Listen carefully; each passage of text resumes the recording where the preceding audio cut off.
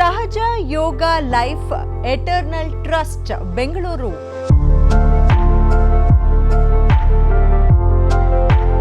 ಸಹಜ ಯೋಗ ಅಂದರೆ ಏನು ಅಂದರೆ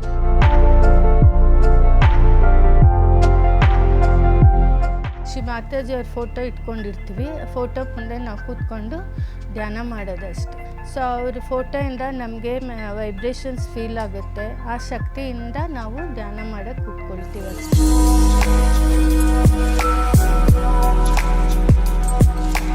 ನಾವು ಏನೇ ಕೆಲಸ ಮಾಡಬೇಕಾದ್ರೂ ನಾವು ಆ ಪರಮಾತ್ಮನ ಜೊತೆಗೆ ಮಿಲನ ಆಗಿರಬೇಕು.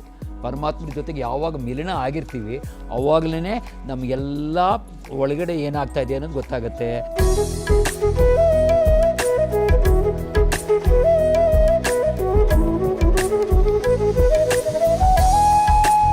ಸಹಜ ಯೋಗ ಸಂಜೆ 4:30ಕ್ಕೆ.